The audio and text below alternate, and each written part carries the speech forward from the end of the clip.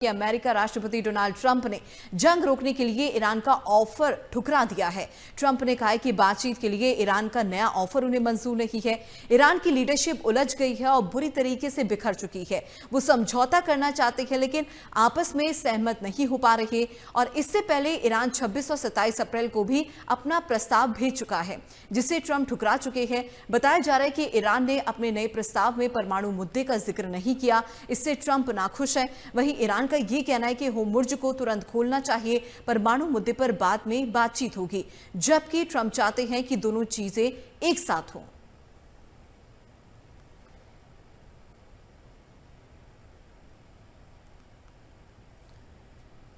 तो आपको बता दें कि ईरान की तरफ से पहले भी कई बार प्रस्ताव भेजा जा चुका है, उसे भी डोनाल्ड ट्रंप की तरफ से ठुकरा दिया गया।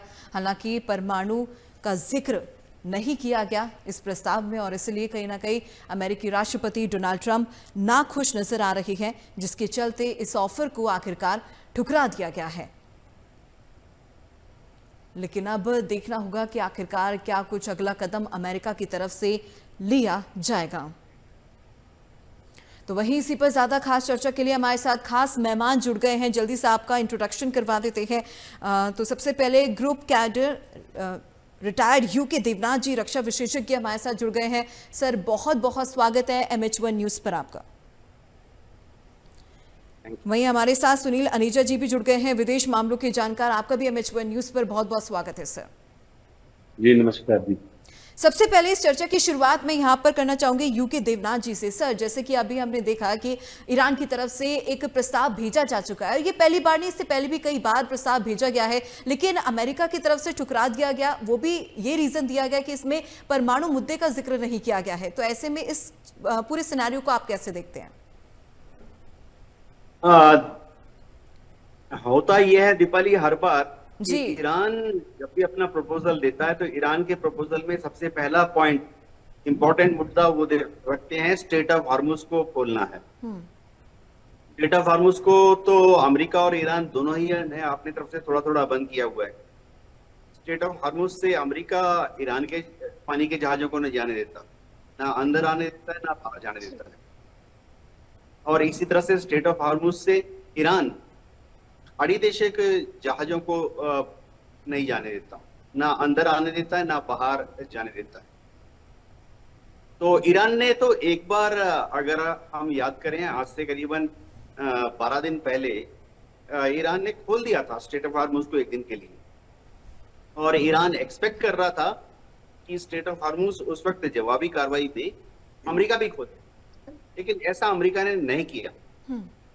तो ईरान को मजबूर होकर फिर से स्टेट ऑफ हॉर्मुज को खोलना पड़ा।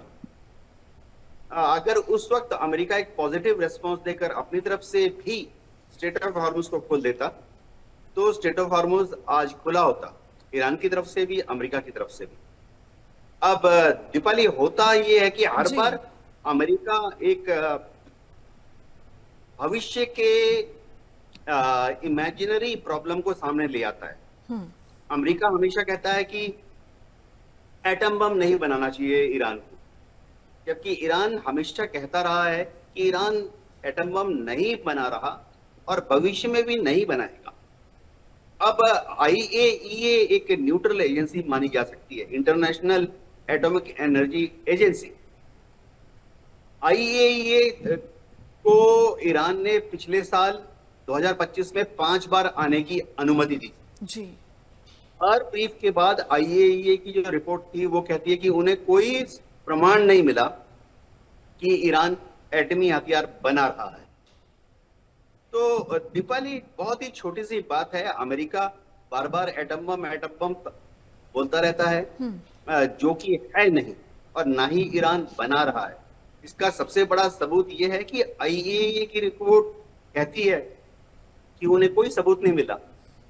दूसरी बात यह है कि ईरान ने तो अभी भी IAEA को इनवाइट किया हुआ है कि आओ देखो, सब जगह जाओ देखो, हम एटम बम नहीं बना रहे हैं।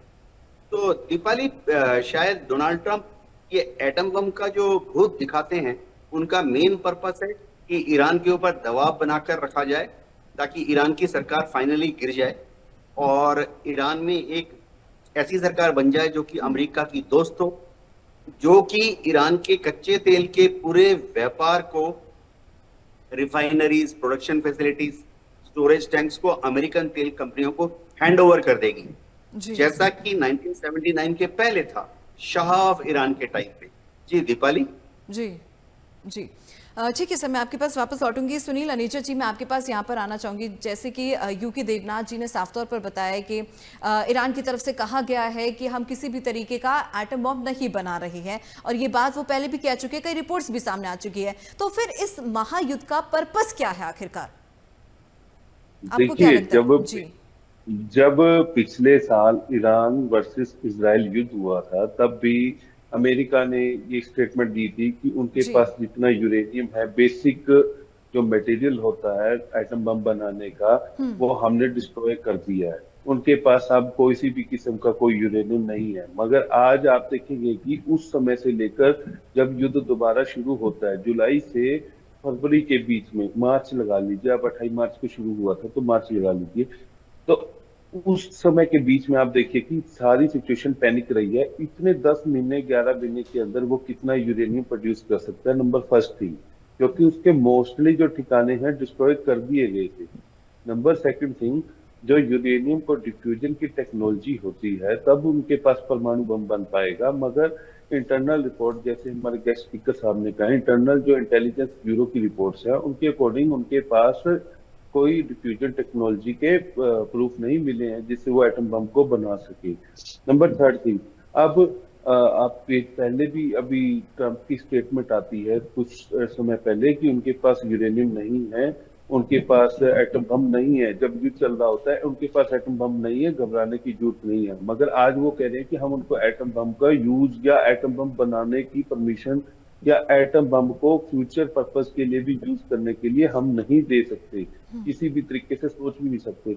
आप देखेंगे कि इनडायरेक्टली जब स्टेट ऑफ हॉर्मुज की बात आती है, स्टेट ऑफ हॉर्मुज के अंदर उन्होंने पश्चिम की तरफ से ओमान की खाड़ी के पूर्व में 150 किलोमीटर दूर पे अपने जितने भी उनके पास सुप्रीम पावर, उनके पास समुद्री जहाज हैं या फिर लड़ाकू जहाज हैं, उन्होंने सारे इम्पोज कर दिया और वहां पे अच्छे से नाकाबंदी कर दी। इस नाकाबंदी से आप मान के चलिए कि ईरान को 4 से 5 हजार करोड़ रुपए पर डे उनको लॉस हो रहा है, और उनकी जो इकोनॉमी है डे बाय डे अब बिल्कुल ही डाउन होती जा रही है।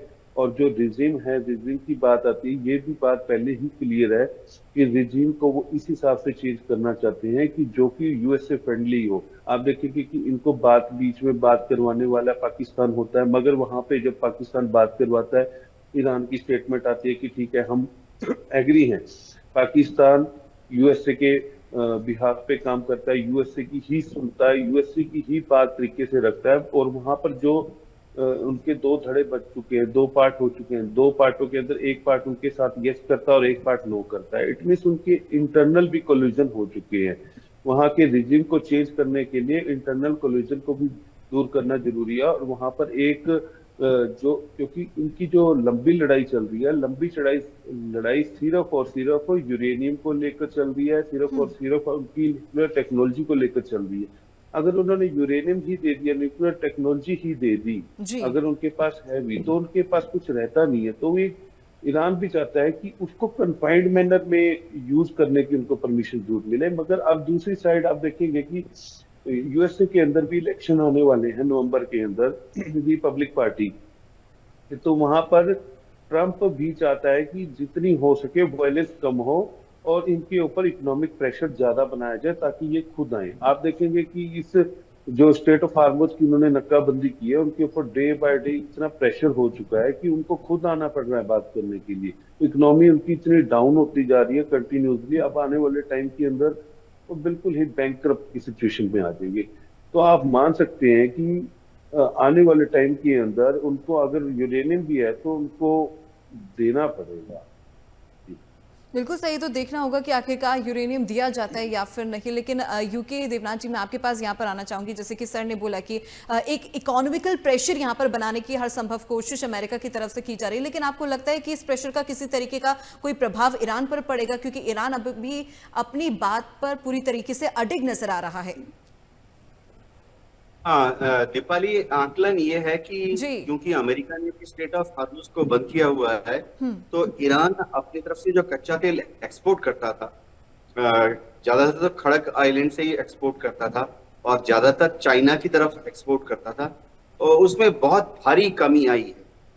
तो ईरान फिलहाल कच्चा तेल सिग्निफिकेंट मात्रा में एक्सपोर्ट नहीं कर पा रहा है। तो इससे ईरान की जो रेवेन्यू अर्निंग कैपेबिलिटीज हैं, वो तो कम हुई हैं। ईरान की जीडीपी में 60 से 70% योगदान तो उनके ऑयल इंडस्ट्री से ही आती थी। वो पूरा का पूरा अभी फिलहाल प्राय प्राय बंद के कगार पर आ रहा है। लेकिन देखो दीपाली, जी। एक चीज समझनी पड़ेगी जी। जो कि पश्चिमी देश समझते नहीं है। हम्म। वो ये है कि गरीब मुल्क जिनके पास कुछ भी नहीं होता वो भी लड़ सकते हैं। वियतनाम ने जब अमेरिका के साथ 1965 से 1975 तक जंग की थी, 10 साल, वियतनाम में क्या था? जंगलों के अलावा कुछ नहीं था। हाथों में बांस के डंडों के अलावा और तीर धनुष के अलावा कुछ नहीं था। थोड़ी बहुत सप्लाई आती थी चाइना से, लेकिन उन्होंने अमेरिका साथ 10 साल लोहा लिया। अफगानिस्तान में तालिबान की जो सरकार थी, तालिबान जो फोर्सेस थी, जी। मैं मतलब ये नहीं कहूंगा कि कौन गलत है कौन सही है, मिलिट्री पॉइंट ऑफ व्यू से बोल रहा हूँ, financial economic point of view से बात कर रहा हूँ। उनकी क्या कमाई थी? कुछ भी उनका अफगानिस्तान में सिवाय तालिबान सरकार कोई इकोनॉमिक एक्टिविटी में तो ज्यादा लिप्त नहीं थी। थोड़ा बहुत कमाई कर लेते थे, समझो ड्रग्स वगैरह से। लेकिन उन्होंने भी अमेरिकन ट्रुप्स वहां गए कब? जब 2001 में जब 26/11 हुआ, जी। तब से लेके 2021 तक 20 साल तक अमेरिका वहां पर रहा। तो ईरान की अफगानिस्तान की फाइनेंशियल ताकत क्या थी? जीरो के बराबर थी, लेकिन उन्होंने अमेरिकन ट्रुप्स के साथ लोहा लिया। तो एक होता है कि नेशनल विल पावर, देश का जो आम आवाम है उसका जज्बा क्या है। गद्दा में हमने एक क्लासिक एग्जांपल, मैं मिलिट्री उससे बोल रहा हूँ, सही या मतलब नैतिकता के उस पॉइंट में नहीं जाऊंगा। गजा में हमने क्लासिक केस देखा जहां पे इजराइल ने 2 साल से बमबारी की है, पूरे गजा को ध्वस्त कर दिया है। जी। तो उनकी जीडीपी क्या, कमाई का सोर्स क्या था? फिलिस्तीन के लोग, जो वहां के जो फिलिस्तीन के जो लोग गजा में रहते हैं, ना एक्सपोर्ट कर सकते हैं, ना इंपोर्ट कर सकते हैं, ना कोई खेती है, ना कुछ भी नहीं है, ना कोई इंडस्ट्री है। लेकिन फिर भी उन्होंने इजराइल की भयंकर, मतलब मैं तो एयरफोर्स में था, MiG-23 उड़ाता था, फाइटर पायलट था, 34 साल तक देखा है। मतलब ऐसी बमबारी तो हम इंडियन एयरफोर्स में सोच भी नहीं सकते, इतनी खतरनाक बमबारी। लेकिन गजा के लोग लोहा ले रहे हैं इजराइल के साथ आज भी। तो नेशनल विल यानी आम आवाम में लड़ने का क्या जज्बा है? अब कई लोग इसको टेक्निकल उसमें ले जाते हैं, लेकिन देखो लड़ने का जज्बा जो है, ठीक है, 15 साल 20 साल के बच्चे में होता है। लड़ने का जज्बा 60 साल 65 साल के लोगों में भी होता है। जी। लेकिन ऐसे भी मुल्क हैं, मैंने जैसे अभी नाम लिए वियतनाम, अफगानिस्तान या गजा, मैं उनकी तरफदारी नहीं कर रहा हूँ, जहां पे कि ये एक बच्चा जो 8 साल का है, 10 साल का है, उसको भी मालूम है कि क्या हो रहा है। इन जगह पे जब आप जाएंगे तो बुजुर्ग जो 70 साल के 80 साल के हैं वो भी मजबूती से दुश्मन के खिलाफ खड़े हैं। औरतें, कॉमन फैक्टर मैं आपको बताता हूँ, क्योंकि हम डिफेंस में हमें मिलिट्री साइकोलॉजी भी पढ़ाते हैं। बिल्कुल।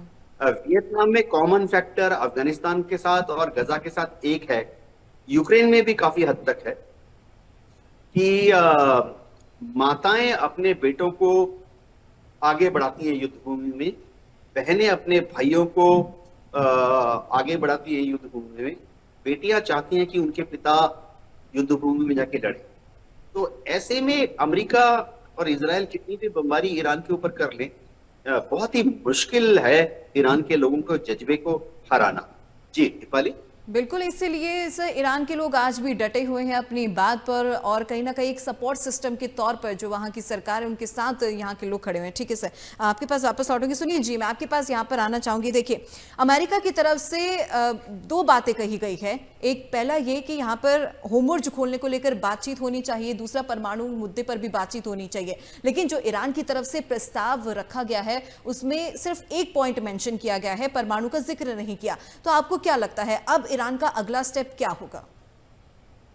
देखिए, जब इसी टॉपिक के ऊपर कुछ दिन पहले एक डिबेट हुई थी, उसके ऊपर भी यही बात रखी गई कि इजराइल का रोल कहीं पर भी नहीं आता है, कहीं पर भी इजराइल की कोई शर्त नहीं आती है। मगर आप देखेंगे कि उसके बाद एक स्टेटमेंट यूएसए की आती है कि इजराइल हमारा छोटा भाई है। आज ये जो स्टेटमेंट आई है ये दोबारा छोटे भाई की ही है, क्योंकि आप देखेंगे कि उन्होंने जब पिछली बार शर्तें रखी थी उस शर्तों के अंदर यूरेनियम को डिल्यूट करके रखने की शर्त में कहीं ना कहीं अपना स्टैंड डिसाइड करने को तैयार था। क्योंकि जब ये युद्ध स्टार्ट होता है 28 फरवरी को, तब भी यूरेनियम को डिल्यूट करके रखने की एम्पावरमेंट उनको दी जा रही थी ईरान को, कि आप इतने % तक इसको यूरेनियम को डिल्यूट करके रख लीजिए, आप इतनी कौन तरीके से मत रखिए। मगर स्ट्रेटली उनकी बात बिगड़ती है तो युद्ध शुरू हो जाता है, और इन्हीं बातों को लेकर फर्स्ट वार्ता भी हुई थी। मगर सेकंड वार्ता के अंदर वो अपने यूरेनियम से पीछे हटना चाहते हैं, मगर उन्होंने यूरेनियम को प्योरली ही उन्होंने कह दिया कि आपको हैंडओवर करना ही पड़ेगा। तो ये इजराइल की ही व्यू है, क्योंकि इजराइल को पता है, क्योंकि उन्होंने आज भी स्टेटमेंट एक ही दी है कि अगर इनके पास यूरेनियम हुआ तो ये परमाणु बम बनाएंगे और सबसे पहले ये ईरान को खत्म करेंगे, फिर मिडिल ईस्ट को खत्म करेंगे, फिर ये हमारे ऊपर अटैक भी करेंगे। तो मैं इनको ऐसी पावर नहीं दे सकता। उन्होंने वहां पर भी सबसे पहले इजराइल का ही नाम लिया। तो कहीं ना कहीं किसी भी तरीके से अगर आप इन्वेस्टिगेट करते हैं तो उनको वो यूरेनियम नहीं देना चाहते, और बिना यूरेनियम देने के साथ साथ इनका कॉम्प्रोमाइज अब होना बहुत मुश्किल है। जी बिल्कुल। यूके देवनाथ जी, एक चीज़ मैं आपसे यहाँ पर समझना चाहती हूँ, सेंटकॉम की तरफ से एक रिपोर्ट मांगी गई है कि आगे किस तरीके से वॉर को परस्यू करना है। अमेरिकी राष्ट्रपति डोनाल्ड ट्रंप की तरफ से एक प्लान यहाँ पर कहीं ना कहीं मांगा गया है। आपको क्या लगता है जो सीज फायर हुआ है ये सिर्फ एक सो कॉल्ड सीज फायर है या इसके पीछे की स्ट्रैटेजी अमेरिका की कुछ और है? हाँ दीपाली, सीज फायर का सबसे बड़ा कारण तो ये है कि डोनाल्ड ट्रंप के ऊपर एक पॉलिटिकल दबाव है। अमेरिकन कॉन्स्टिट्यूशन में ये कहा जाता है कि लिखा हुआ है जी कि अमेरिका के राष्ट्रपति इमरजेंसी में अपनी सेनाओं का इस्तेमाल 60 दिन तक कर सकते हैं जी। अब अगर हम सोचे कि अमेरिका की सेना ने ईरान पर हमला शुरू किया था 1 मार्च को, तो 1 मई को उसकी मियाद 60 दिन की खत्म हो गई है। तो अभी टेक्निकली अगर देखा जाए, जो वहां के कॉन्स्टिट्यूशनल एक्सपर्ट्स हैं, टेक्निकली अगर देखा जाए तो अब 1 मई के बाद अगर बमबारी करनी है ईरान पर तो अमेरिका के राष्ट्रपति को अपने कांग्रेस से, जैसे हमारी पार्लियामेंट होती है, उससे अप्रूवल लेनी पड़ेगी युद्ध को आगे जारी रखने के लिए। तो डोनाल्ड ट्रंप की 2-3 मुश्किलात हैं। कांग्रेस में उनको वेफर थिन मेजोरिटी है, मतलब समझिए कि करीबन रिपब्लिकन पार्टी के लिए सेनेट जो है मेंबरान करीबन 7 ज्यादा है, महज 217 इनके पास है समझ लीजिए, और 223 उनकी तरफ है, रिपब्लिकन की तरफ है। और इस तरह से सेनेट में भी रिपब्लिकन पार्टी को महज 5 सीटों की बढ़त है। कुछ 58 रिपब्लिकन के पास है, कुछ 52 या 53 सेनेटर्स इनके पास है, डेमोक्रेट्स के पास है। तो डोनाल्ड ट्रंप को लगता है कि इतनी वेफर थिन मेजोरिटी है, अगर वोटिंग हो गई कि ये युद्ध आगे जारी रखना है कि नहीं, और कुछ तो रिपब्लिकन पार्टी के सेनेटर्स हैं थोड़ा परेशान हैं डोनाल्ड ट्रंप से, तो जो कि वॉर को सपोर्ट नहीं कर रहे। खासतौर से जो रिपब्लिकन पार्टी में थोड़ा left of centre thought process वाले रिपब्लिकन सेनेटर्स हैं, तो कांग्रेसमैन हैं। तो अगर उन्होंने क्रॉस वोटिंग कर दी तो ट्रंप का प्रपोजल गिर जाएगा। तो ट्रंप इससे बहुत डर रहे हैं। तो दीपाली, उन्होंने टेक्निकली क्या किया हुआ है जी, फिलहाल सीज़फायर को कंटिन्यू किया हुआ, बोल रहे हैं कि ये सीजफायर चल रहा है, तो उनको फिर युद्ध की दोबारा परमिशन नहीं लेनी पड़ रही है कांग्रेस से। अच्छा, उन्होंने अपने जितने प्रोपेगेंडा तंत्र हैं, डोमेस्टिक इन्फ्लुएंसर्स हैं, सबको लगा दिया है ये बोल के कि बात फैला दो कि अमेरिका तो लड़ाई नहीं कर रहा। अमेरिका ने सिर्फ डोनाल्ड ट्रंप ये कह रहे कि ट्रंप ने तो सिर्फ फोर्सेस को डिप्लॉय किया हुआ है, मिलिट्री ऑपरेशंस में पार्टिसिपेट कर रहे हैं, युद्ध नहीं हुआ, there is no war technically. तो ऐसा करके डोनाल्ड ट्रंप अपने को कांग्रेस में जो युद्ध जारी रखने की जो अप्रूवल लेने की दरकार है उससे बचाने की कोशिश कर रहे हैं। लेकिन मेरे ख्याल से डेमोक्रेट्स इतनी आसानी से उनको छोड़ेंगे नहीं। डेमोक्रेट्स डेफिनेटली इस मुद्दे को देर सबेर कांग्रेस में उछालेंगे। जी दीपाली। जी जी बिल्कुल, लेकिन सर पॉसिबिलिटी कहीं ना कहीं ज़्यादातर यही दिख रही है कि वॉर की तरफ कहीं ना कहीं अब ये महायुद्ध जो है लगातार आगे बढ़ रहा है। सीज फायर एक बस सहारा है, कह सकते हैं एक सो कॉल्ड सीज फायर है, इसकी आड़ में कहीं ना कहीं एक स्ट्रैटेजी अमेरिका की तरफ से बनाई जा रही है, एक अजम्पशन यहाँ पर कहीं ना कहीं लगाया जा रहा है। ठीक है सर, मैं आपके पास वापस लौटूंगी। सुनील जी, मैं आपके पास यहाँ पर आना चाहूंगी। ईरान की तरफ से सर कल एक चेतावनी जारी की गई है कि अमेरिकी जितने भी जहाज है उन्हें जला दिया जाएगा, नाविक मारे जाएंगे, तो इस तरह के यहाँ पे चेतावनी दी गई है। अब ईरान भी पीछे नहीं हट रहा चेतावनी को लेकर, तो आपको लगता है ये पॉसिबिलिटी है क्या ईरान इस तरह का कोई कदम उठाएगा? देखिए, ये चेतावनी तो उनकी तरफ से दे दी गई है, बट इस चेतावनी को पूरी तरह से एग्जीक्यूट करना बहुत आसान नहीं है। कहना बहुत आसान है क्योंकि उनके पास भी पूरे फुली मिलिट्री इक्विपमेंट्स के साथ उन्होंने फाउंडेशन की हुई है, पूरी की पूरी वहां पे कवरेज की हुई है। क्योंकि उनका एक प्रोविजन जो एरिया है वहीं पर उनका मेनली जो है उनकी पावर्स वहीं वर्क कर रही है। उसके पूरे 150 किलोमीटर दूरी तक उनके पास पूरे के पूरे समुद्री जहाज फैले हुए हैं और वहां पर नाकाबंदी कर रखी है। अगर वो जलाने की पावर रखता तो वो इतनी वेट ना करता, इतने प्रपोजल ना भेजता।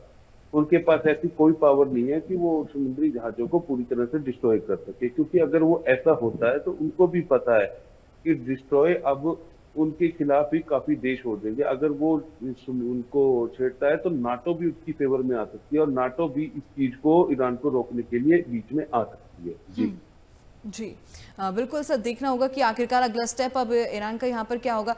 लेकिन यूके देवनाथ जी, एक इन सब के अलावा सिर्फ एक सवाल आज भी सबके जहन में घूम रहा है और दुनिया भर के तमाम देश यही पूछ रहे हैं, क्या दोनों देशों के बीच बातचीत हो सकती है? कोई संभावना दिखाई दे रही है? हालांकि ईरान की तरफ से साफ इनकार कर दिया कि भाई सीधी बातचीत नहीं होगी, लेकिन पॉसिबिलिटी है। आपको लगता है कि बातचीत होनी चाहिए या होगी भविष्य में? दीपाली देखो, ईरान तो अपनी तरफ से पूरी कोशिश कर रहा है। अगर हम देखें, कल भी उन्होंने पाकिस्तान के मार्फत एक प्रपोजल भेजा है अमेरिका को, जिसको डोनाल्ड ट्रंप ने खारिज कर दिया है।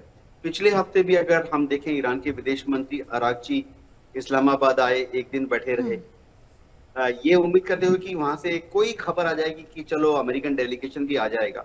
ठीक है, आने में 16 घंटा 18 घंटा लगा ले। फिर वो वहां से ओमान गए, ओमान से अरागची वापस इस्लामाबाद आए, 12 घंटे बैठे रहे इस्लामाबाद में, ये सोच के कि चलो अब अमेरिका की तरफ से फोन आ जाएगा कि यार अमेरिकन डेलीगेशन अगले 18 घंटे 20 घंटे बाद आ जाएगा। नहीं हुआ।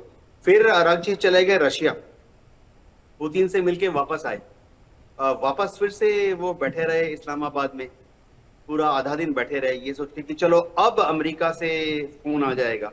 इस बीच कर रहे थे आसिम मुनीर और शाहबाज शरीफ फोन पे फोन घुमा रहे थे अमेरिका में कि भाई अरागची वापस आ गया रशिया से, आ जाओ, कम से कम एक खबर भेज दो कि आने वाले हो, 18 घंटे 24 घंटे में आने वाले हो। अमेरिका नहीं आया। तो अमेरिका में डोनाल्ड ट्रंप ने जो एक बयान सा दे दिया ना कि ईरान को अगर बात करनी है तो टेलीफोन पे बात करें। देखो, ऐसे बयान दीपाली, जो इंटरनेशनल कूटनीतिक मुद्दे होते हैं जी, वो टेलीफोन पर कभी नहीं बात किए जाते, क्योंकि एक कॉमा, एक फुल स्टॉप, एक सांस लेने के लिए आपने पॉज ली तो पूरे वाक्य का, पैराग्राफ का मतलब ही बदल जाता है। तो इंटरनेशनल डिप्लोमेसी हमेशा लिखित तौर पर होती है, कागज पे दिया जाता है और जवाब कागज पर वापस लिया जाता है। चलो आजकल डिप्लोमेटिक बैग तो चलते नहीं है, लेकिन सब देशों में अब ईमेल, डिप्लोमेटिक ईमेल जो है वो प्रोटेक्टेड होता है, उसके मार्फत बात होती है। कि लिखित में जाता है, ये अलग बात है कि अब वो कागज नहीं आते, लैपटॉप के जरिए और ईमेल चला जाता है। तो अमेरिका राजी नहीं है उस तरह की लिखाई पढ़ाई वाली डिप्लोमेसी करने के लिए। तो अमेरिका को समझना पड़ेगा कि ईरान से बातचीत करे। देखो, डायरेक्ट बातचीत तो होगी नहीं, कभी भी नहीं होती है। जब होता है, देखो भारत और पाकिस्तान की 1965 में लड़ाई हुई थी, तो हम गए थे ताशकंद। शुरुआती दौर की जो ताशकंद में जब बातचीत हुई थी, हमारे डिप्लोमेट और पाकिस्तानी डिप्लोमेट अलग अलग जगह बैठे जी। वो तो जब फाइनल डिक्लेरेशन, सहमति हो गई, एग्रीमेंट हो गया, जॉइंट स्टेटमेंट इशू करना था, तभी हमारी तरफ से लाल बहादुर शास्त्री जी गए हुए थे। तो तभी वो एक साथ एक कमरे में आए थे जॉइंट स्टेटमेंट साइन करने के लिए। तो सेम कमरे में तभी आएंगे आमने सामने बातचीत करने के लिए जब लोअर लेवल पे जो डिप्लोमेट्स हैं, होते हैं ना, joint secretary, additional secretary, secretary level पर, या विदेश मंत्री लेवल पर, या एनएसए लेवल पर, जब करीबन 90%, 95% कॉमन एग्रीमेंट हो जाए, तो आमने सामने बातचीत नहीं होगी, लेकिन बातचीत होनी चाहिए। चाहे वो ओमान के मार्फत मस्कट में जैसे हुई थी राउंड 1 की टॉक, जेनेवा में कर ले, इस्लामाबाद में कर ले। जी दीपाली। जी जी, बिल्कुल सर, बातचीत होनी चाहिए और सबकी नज़रें इसी पर टिकी हैं कि आखिरकार किस तरीके से, या फिर एज अ मीडिएटर के तौर पर जो पाकिस्तान अपना रोल अदा कर रहा है, अपना रोल निभा रहा है, उसके लिहाज से भी कहीं ना कहीं बातचीत होनी चाहिए। लेकिन सर, अभी बातचीत की बात कहीं बन नहीं पा रही है। प्रस्ताव लगातार भेजे जा रहे हैं ईरान की तरफ से, अमेरिका अपनी बात पर अड़ा है, लेकिन सवाल सर यहाँ पर यही है कि आखिरकार कब तक बातचीत होगी। ये कहीं ना कहीं गंभीर सवाल सबके जहन में है। सुनील जी, मैं आपके पास यहाँ पर आना चाहूंगी।